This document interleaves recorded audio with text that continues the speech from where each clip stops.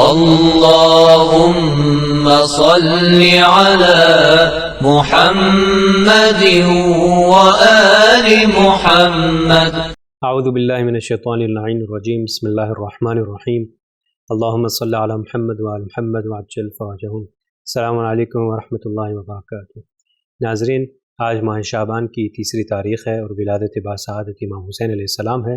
आप सब की खिदमत में मुबारकबाद पेश करते हैं।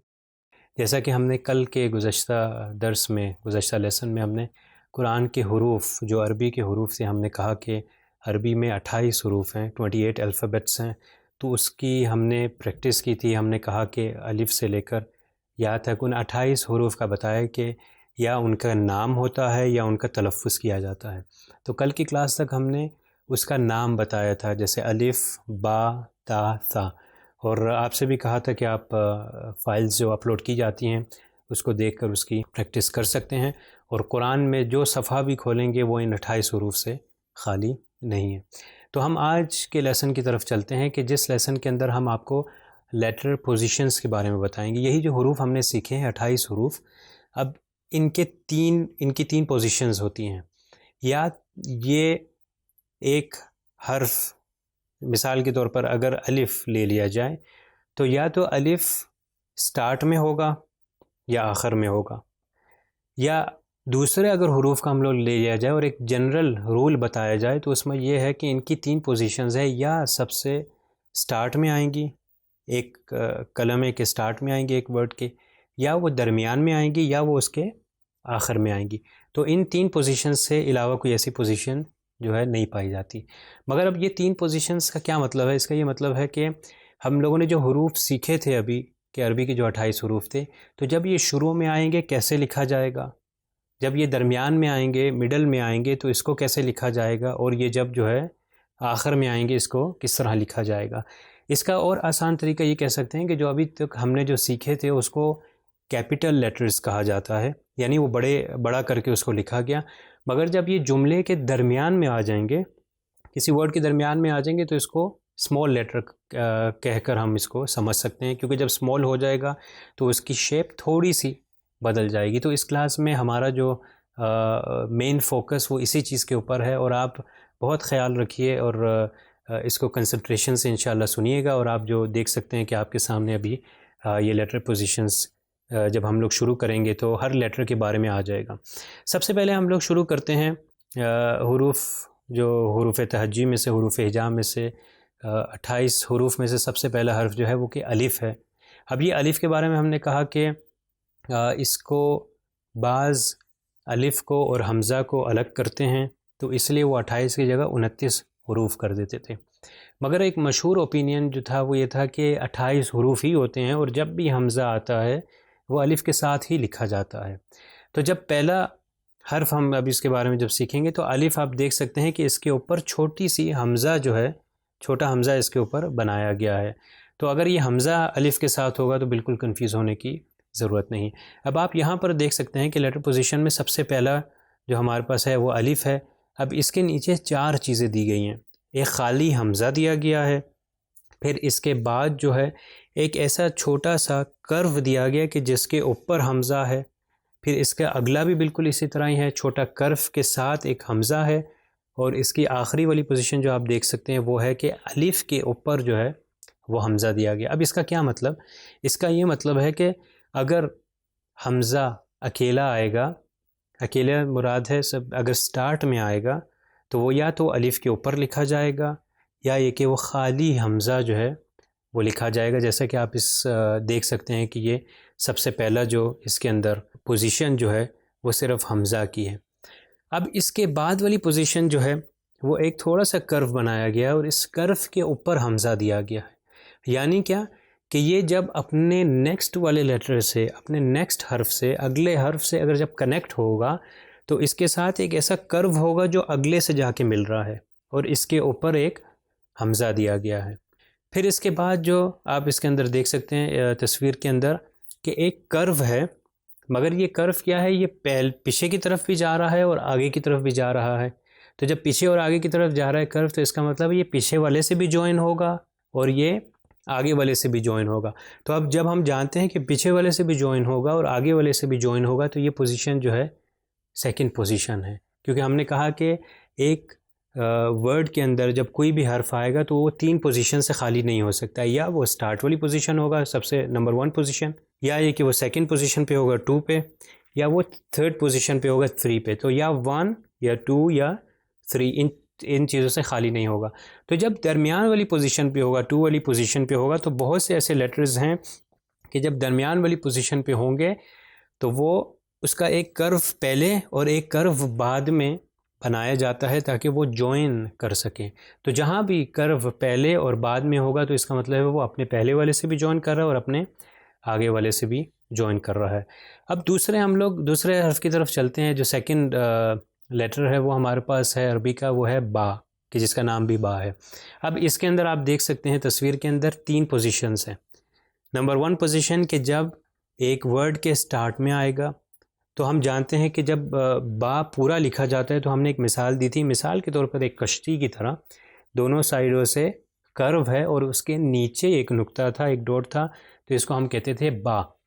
मगर जब ये पहली पोजीशन के अंदर आ जाएगा तो ये पूरा नहीं लिखा जाएगा, बजाय इसके कि ये पूरा लिखा जाए इसका सिर्फ एक छोटा सा कर्व होगा और उसके नीचे एक नुक्ता दे दिया जाएगा। तो ये रिप्रेजेंट करता है कि बा के लिए, यानी थोड़ा सा कर्व है स्टार्ट वाला और बा। पूरा कर्व देकर दूसरा कर्व इसके अंदर नहीं देना, सिर्फ स्टार्ट वाला कर्व देना है कि जिसके अंदर जिसके नीचे एक नुक्ता लगा दिया जाएगा, तो ये बा हो जाता है। अब इसके बाद अगर बा जो है वो सेंटर वाली पोजीशन में आ जाए, सेकंड पोजीशन पे आ जाए, दरमियान वाली पोजीशन पे आ जाए। दरमियान वाली पोजीशन कौन सी थी कि जो आगे से भी मिले और अपने पीछे से भी मिले। तो उस सूरत में क्या होगा, हमने एक आपको जनरल रूल बता दिया कि जब भी सेंटर पोजीशन होगी तो ज़्यादातर क्या होता है कि उसके पीछे एक कर्व होता है और उसके आगे भी एक कर्व होता है। आप देख सकते हैं कि अगर एक कर्व है तो पीछे और आगे भी इस तरह करके है, ताकि वो पीछे से भी मिल जाएगा और आगे से भी मिल जाएगा। तो ये पोजीशन होगी और हम जानते हैं कि बा का नुक्ता नीचे है, तो ये कर्व पोजीशन के नीचे एक जो है वो नुक्ता दे दिया जाएगा, तो जिससे ये पता चलता है कि ये पहले से भी जॉइन हो रहा है और अपने बाद वाले से भी जॉइन हो रहा है। तो ये सेकंड पोजीशन। अब आप इसकी थर्ड पोजीशन देख सकते हैं कि जिसके अंदर पूरा बा ही लिखा गया है, मगर सिर्फ एक फ़र्क है कि इससे पहले जो बा से पहले एक थोड़ा सा कर्व दिया गया है, तो इसका मतलब है कि ये अपने पहले वाले से मिल रहा है। थर्ड पोजीशन है, मगर थर्ड पोजीशन अपने पहले वाले से ज़रूर मिलेगी, यानी सेकंड पोजीशन से मिलेगी, किसी और हर्फ से मिलेगी। तो ये 3 पोजीशंस होती हैं कि ये बहुत इंपॉर्टेंट हैं कि कुरान के अंदर ये बेतहाशा और यानी कह सकते हैं कि बहुत जगह पर ये ऐसे आए, क्योंकि एक वर्ड जब भी कंस्ट्रक्ट किया जाता है, जब भी वर्ड बनाया जाता है, तो वो इन 3 हालत से ख़ारिज नहीं होता। तो जब तक हमें ये लेटर पोजीशन जो है समझ नहीं आएगी या हमें इसका डिस्टिंग्विश और इसका फ़र्क नहीं पता चलेगा, तो ये बहुत मुश्किल हो जाता है कि इंसान जो है वो कुरान को या इस अरबी को पढ़ सके। तो इसीलिए हम लोगों ने बिल्कुल ज़ीरो लेवल से स्टार्ट किया, ताकि जिसको बिल्कुल पढ़ना नहीं आता तो ये कर्व पोजीशंस वगैरह से इसको सही तरीके से पढ़ सकें। तो हमारे पास अभी यहाँ तक पहला और दूसरा हर्फ था। इसके बाद हम चलते हैं तीसरे हर्फ की तरफ, जो कि हमारे पास है ता, ठीक है, जिसको हम उर्दू में ते भी कहते हैं। बे और इसके बाद ते, अरबी में बा इसका नाम था जो अभी हमने किया, और इसके बाद अभी हम चल रहे हैं ता की तरफ। ता की हमने जो कल के दर्स में हमने आपको बताया था कि बिल्कुल बा की तरह है, मगर बा का नीचे नुक्ता था एक, ता के 2 नुक्ते उसके ऊपर आ जाते हैं। अब ये फर्स्ट पोजीशन में और सेकंड पोजीशन में और थर्ड पोजीशन में किस तरह आएंगे आप ये मुलाहिजा कर सकते हैं। आप स्क्रीन पे देख सकते हैं कि बिल्कुल उसी तरह जिस तरह बा का एक कर्व था, आगे की तरफ कर्व था, मगर पूरा कर्व नहीं देना, पूरा नहीं लिखना बा को, थोड़ा सा कर्व आएगा और उसके ऊपर जो है 2 नुक्ते आ जाएंगे, ताकि ये ता को रिप्रेजेंट करेगा। बा के नीचे एक नुक्ता था, ता के ऊपर 2 नुक्ता है। तो ये 2 नुक्ते जो आगे हैं, थोड़ा सा कर्व होगा और 2 नुक्ते हैं। ये है फर्स्ट पोजीशन। फर्स्ट पोजीशन क्या मतलब कि जब भी एक वर्ड के अंदर जब ये ता लेकर आएंगे जो कि आगे से ज्वाइन होनी होगी सेकंड पोजीशन से, तो ये इस तरह जो आप देख सकते हैं इस तरह लिखे जाएगी। इसके बाद इसकी सेकंड पोजीशन जो है बिल्कुल बा की तरह ही है, जैसे कि हमने बा का भी बताया था कि अपने पहले और अपने बाद से जो है वो उसका कर्व हो जाता है। तो ये कर्व ये शो करता है कि अपने पहले और अपने बाद वाले लेटर से जॉइन हो रहा है। मगर ये ज़हन में रखिएगा ताकि हमेशा जो नुक्ते हैं वो दो ऊपर नुक्ते होते हैं। अगर एक नुक्ता नीचे आ जाए तो वो बा बन जाता है, वो बे हो जाएगा जैसे कि उर्दू में हम कहते हैं, और ये ते हो जाएगा जब दो नुक्ते ऊपर होंगे। तो पोजीशन बिल्कुल उसी तरह ही आएगी। सेकंड पोजीशन में एक ऊपर से डंडी है, एक कोना है, और दरमियान और उसके पहले और उसके बाद में उसको कर्व दे दिया जाएगा ताकि अपने पहले और बाद वाले से वो मिल सके। अब इसकी थर्ड पोजीशन जो है उसमें भी बिल्कुल बा की तरह ही है।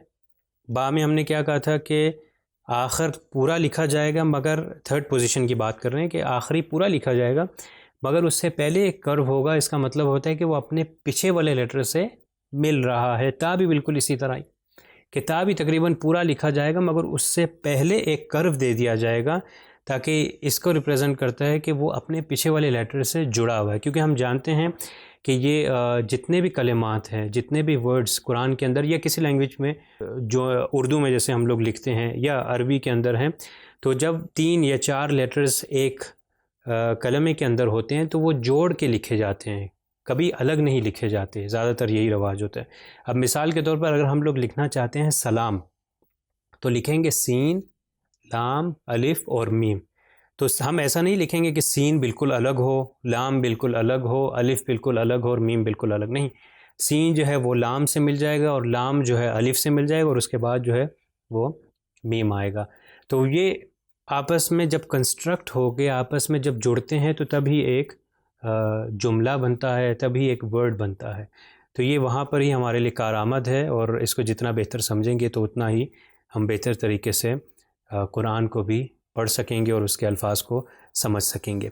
अब यहाँ पर आप देख सकते हैं ता के बाद जो है ये 3 जो पहले दिए थे, इसके बाद चौथा और पांचवा भी इधर दिया हुआ है कि चौथा वाला जो इसमें है उसमें एक राउंड सर्कल है और उसके ऊपर 2 नुक्ते दिए हुए हैं। तो राउंड सर्कल और इसके ऊपर 2 नुक्ते दिए हैं, ये भी ता ही है जो कि बाज़ अल्फाज में आता है मगर ये सिर्फ आखिर में आता है। ठीक है, ये ज़हन में रखिएगा, आखिर में आता है। तो ये थर्ड पोजीशन है। इसके बाद भी आप देख सकते हैं कि वो भी हा की तरह थोड़ा सा लग रहा है, गोल है और उसके ऊपर भी 2 नुक्ते हैं मगर उससे पहले एक कर्व पोजीशन है। अगर पहले कर्व पोजीशन होगी तो इसका मतलब हमेशा ज़हन नशीन कर लीजिए कि जब पहले कर्व पोजीशन है तो इसका मतलब अपने पिछले वाले हर्फ से जुड़ रहा है। तो ये पिछले वाले हर्फ से जुड़ेगा और ये भी जो है थर्ड पोजीशन है। आइए हम अपने अगले लेटर की तरफ चलते हैं कि जो हमारे पास वो है सा, कि जिसके हमने अपने गुज़श्ता दर्स में भी बताया था कि इसके ऊपर 3 डॉट्स हैं, ता के ऊपर 2 थे, इसके ऊपर 3 है, तो इसका तलफ़ुज़ है सा। अब ये भी बिल्कुल बा और ता की तरह है, तो इसमें मैं ज़्यादा टाइम इधर नहीं लूँगा। आप देख सकते हैं कि यहाँ पर पहला वाला बिल्कुल कर्व है और इसके ऊपर 3 नुक्ते हैं। या इसका आगे कर्व इसलिए है क्योंकि फ़र्स्ट पोजीशन है और अपने आगे से जॉइन होगा। फ़र्स्ट पोजीशन अपने पहले वाले से जॉइन नहीं होगी। फ़र्स्ट पोजीशन क्यों नहीं जॉइन होगी? क्योंकि एक वर्ड है मिसाल के तौर पर, तो यहाँ पर अगर उसकी स्टार्टिंग है तो ये जब स्टार्टिंग है तो ये अपने पिछले वाले से नहीं मिल रहा बल्कि ये अपने अगले वाले से मिलेगा। तो जब अपने अगले वाले से मिलेगा तो उसके दरमियान में उसके पास एक कर्व होगा जो अगले हर्फ से जुड़ेगा। तो ये आप देख सकते हैं सा भी इसी तरह ही है, छोटा सा एक कर्व दिया गया है, ऊपर 3 नुक्ते हैं, तो आगे की तरफ कर्व है। इसका मतलब ये फर्स्ट पोजीशन है और ये आगे से कनेक्ट होगा और अपने अगले हर्फ से मिलेगा। इसका अगला आप देख सकते हैं, इसका अगला भी बिल्कुल उसी तरह है मगर इसके पहले और बाद में एक कर्व है। पहले और बाद में कर्व का ये मतलब है कि सेकंड पोजीशन है, पहले वाले से भी मिलेगी और अपने बाद वाले से भी मिलेगा। और इसके आखिर में आप देख सकते हैं तकरीबन पूरा सा लिखा गया है, 3 नुक्ते गए हैं, सा लिखा गया है, मगर इससे पहले जो है एक कर्व दिया गया है जो इसकी निशानदही कर रहा है कि जो अपने पिछले वाले से जॉइन हो जाता है। तो ये है सा की 3 पोजीशंस। अगर पहली पोजीशन होगी तो इसके आगे कर्व होगा। ये बा और ता और सा के अंदर सबके अंदर एक ही रूल है। अगर अपने आगे वाले से होगा तो आगे की तरफ कर्व होगा, इसका मतलब है आगे से जॉइन कर रहा है। अगर आगे और पीछे से जॉइन कर रहा है तो दोनों तरफ कर्व होगा, और अगर सिर्फ अपने पीछे वाले से जॉइन कर रहा है तो उससे पीछे एक कर्व होगा कि जो ये हमें बताता है कि वो थर्ड पोजीशन होगी। अब आते हैं हम जीम की तरफ। जीम और हा और खा जो कि तकरीबन एक तरह लिखे जाते हैं, सिर्फ फ़र्क ये है कि जीम के दरमियान में एक डॉट है, नुक्ता है, हा में कुछ नहीं है और खा में उसके ऊपर है। ये तीनों तकरीबन एक ही तरह लिखे जाते हैं। तो मैं जीम का बताता हूँ कि जब जीम को लिखेंगे तो जीम जिस तरह लिखा जाता है, सिर्फ उसका ऊपर से हम लोग जीम एक कर्व दिया जाएगा और उसके नीचे नुक्ता लगा दी जाएंगे, राउंड नहीं लगाएंगे इसके अंदर। तो पहली वाली पोजीशन जो होगी वो होगा कर्व आगे की तरफ होगा मगर राउंड नहीं होगा। दूसरी पोजीशन में क्या होगा, बिल्कुल इसी तरह जो फर्स्ट पोजीशन की तरह लिखा जाएगा मगर इस चीज़ के साथ कि वो अपने पहले भी उसका कर्व होगा, क्योंकि सेकंड पोजीशन में अपने पहले वाले से जब मिलेगा तो पहले भी एक कर्व आएगा और बाद में भी कर्व आएगा। मगर यहाँ पर अब देखिए कि तीसरी पोजीशन जो है, जब भी थर्ड पोजीशन आए, ये चीज़ आप जहन में रखिए कि थर्ड पोजीशन के अंदर वो पूरा हर्फ आ जाता है। तो पूरा हर्फ क्या, जीम को किस तरह लिखे थे कि उसका नीचे से पूरा राउंड आता था, तो इसमें जब थर्ड पोजीशन में आए तो एज़ इट इज़ लिखा गया, बस सिर्फ उससे पहले एक कर्व दे दिया जाएगा। इसका ये मतलब है कि वो थर्ड पोजीशन जो है अपने पहले वाले से सेकंड पोजीशन से मिल रही है। हा का भी इसी तरह और खा का भी इसी तरह। अब हम चलते हैं अपने अगले हरूफ की तरफ, दाल और दाल। दाल और दाल में डिफरेंट हमने बताया था कि दाल के ऊपर एक नुक्ता है और दाल के अंदर ना उसके ऊपर नुक्ता है और ना ही उसके नीचे कोई डॉट पाया जाता है। मगर ये क्या होता है, अगर स्टार्ट में आएंगे तो सिर्फ इस तरह लिखे जाएंगे, ये अपने अगले वाले लेटर से सेकंड वाली पोजीशन से ज्वाइन नहीं होंगे। अगर स्टार्ट में आएगा तो सिर्फ दाल इसी तरह लिखा जाएगा और दाल भी उसी तरह लिखा जाएगा, उसके ऊपर एक नुक्ता लगा दिया जाएगा। मगर अगर ये आखिर में आ जाए तो आखिर में आ जाए तो हमने क्या कहा था कि एक कर्व उससे पहले दे दिया जाता है कि जो ये दिखाता है कि वो अपने पहली वाली पोजीशन से जुड़ रहे हैं। तो देख सकते हैं आप दाल और दाल के अंदर, दोनों के अंदर जो है, दाल में देख सकते हैं कि वो अपनी पीछे वाली पोजीशन से उसमें कर्व है, वो पीछे से जुड़ रहा है, और दाल भी इसी तरह। अब अगले दो हरूफ की तरफ चलते हैं, रा और ज़ा। ये भी उसी तरह अगर स्टार्ट में आ जाएंगे तो उसको सिर्फ रा ही लिखा जाएगा और ज़ा ही लिखा जाएगा, जिसको उर्दू में रे और ज़े हैं। तो ये रे और ज़े अपने अगले वाले से नहीं मिलते, अगर स्टार्ट में आएंगे तो ये एज़ इट इज़ रे और ज़े लिखा जाएगा। मगर अगर ये आखिर में आ जाए तो ये बिल्कुल दाल और ज़ाल की तरह होगा कि उससे पहले एक कर्व दे दिया जाएगा। यानी ये चीज़ आप ज़हन नशीन कर लें कि अपनी लास्ट अगर पोजीशन है, तीसरी पोजीशन है, तो वो उससे पहले एक कर्व होगा कि यानी वो पहले वाले से जोड़ रहा है। अगर सेकंड पोजीशन हो तो वो पहले और बाद दोनों में कर्व पाया जाएगा, ताकि ये दिखाते हैं कि वो पहले से और अपने बाद वाले से ज्वाइन कर रहा है। अब देखिए सीन और शीन। सीन और शीन का हमने बताया कि जैसे इंग्लिश में डब्ल्यू लिखते हैं तो उसके 3 कोने हैं, तो सीन और शीन को भी उसी तरह लिखा जाता है कि फ़र्स्ट पोजीशन के अंदर और सेकंड पोजीशन के अंदर आप सीन देख सकते हैं कि डब्ल्यू की तरह है फ़र्स्ट पोजीशन में, और उसके बाद एक कर्व दिया गया है। इसका ये मतलब है कि अपने आगे वाले से ज्वाइन हो रहा है। और सेकंड पोजीशन के अंदर आप देख सकते हैं कि वो उसी तरह ही है, सीन डब्ल्यू की तरह, मगर उससे पहले और उसके बाद दोनों जगह पर एक कर्व आया है। उससे पहले इसलिए क्योंकि पहली वाली पोजीशन से मिल रहा है, उसके बाद इसलिए ताकि वो थर्ड वाली पोजीशन से मिल सकता है। और थर्ड पोजीशन इसकी ये होगी कि वो सीन को उसी तरह एज इट इज़ लिख देंगे जिस तरह सीन लिखते हैं, मगर उससे पहले एक कर्व आएगा ताकि ये दिखाया जाए कि वो अपने पहले वाली पोजीशन से मिल रहा है। शीन भी बिल्कुल इसी तरह ही। सीन और शीन का फ़र्क यह था कि शीन के ऊपर 3 नुक्ते थे और बिल्कुल उसका लिखने का भी तरीका वैसा ही है। स्वाद और दाद की तरफ हम चलते हैं। स्वाद को और दाद में डिफरेंस ये था कि दाद के ऊपर नुक्ता था, स्वाद के ऊपर कोई नुक्ता नहीं था। अब स्वाद जो है जब लिखेंगे पहली पोजीशन के अंदर तो एक स्वाद लिख कर इसके आगे एक कर्व दे दिया जाएगा, तो इसका ये मतलब है अपने आगे वाले जो है लेटर से मिल रहा है। और अगर सेकंड पोजीशन होगी तो अपने पहले और अपने बाद उसका एक कर्व होगा, ये दिखाने के लिए ताकि पहले वाली पोजीशन से और आगे आने वाली थर्ड पोजीशन से मिल रहा है। और अगर थर्ड पोजीशन होगी तो इसका मतलब है वो पूरा होगा और उससे पहले एक कर्व पाया जाएगा। अब आप देख सकते हैं ता भी इसी तरह ही है। ता अगर स्टार्ट में आएगा तो खाली लिखा जाता है और इसके आगे एक कर्व होगा, अगर जोड़ के लिखना हो तो एक कर्व आगे पाया जाएगा। अगर सेकंड पोजीशन होगी तो उसके पहले भी और उसके बाद भी एक कर्व होगा, और अगर आखिरी थर्ड पोजीशन होगी तो उससे सिर्फ पहले होगा। वा भी इसी तरह ही आप देख सकते हैं कि वा का सेकंड पोजीशन होगी पहले और बाद में कर्व होगा। अब आइन का आप देखिए, आइन और गैन दोनों इसी तरह हैं। आइन और गैन में क्या है, स्टार्टिंग पोजीशन के अंदर आइन जो है कर्व उसका बाद में होगा और पूरा नहीं लिखना, सिर्फ उसका स्टार्ट वाला पार्ट लिखा जाएगा, और मिडल पार्ट जो सेकंड पोजीशन है, दूसरी पोजीशन जो है उसमें पहले और बाद में जो है वो कर्व पाया जाएगा, और थर्ड पोजीशन में उसका पूरा जो है राउंड के साथ लिखा जाएगा, जिस तरह उसका तलफ़ुज़ होता है, जिस तरह उसका नाम है, ख़ुद लेटर जिस तरह होता है उसी तरह लिखा जाएगा, मगर सिर्फ एक पोजीशन जो है वो एक कर्व होगा अपनी पिछली वाली पोजीशन से मिलने के लिए। तो आप देख सकते हैं आइन, गैन, फ़ा भी इसी तरह, काफ़ 2 नुक्ते वाला, फिर उसके बाद दूसरा काफ आप देख सकते हैं कि किस तरह है। अगर मिडल पोजीशन हो तो उससे पहले और उसके बाद जो है वो कर्व होगा।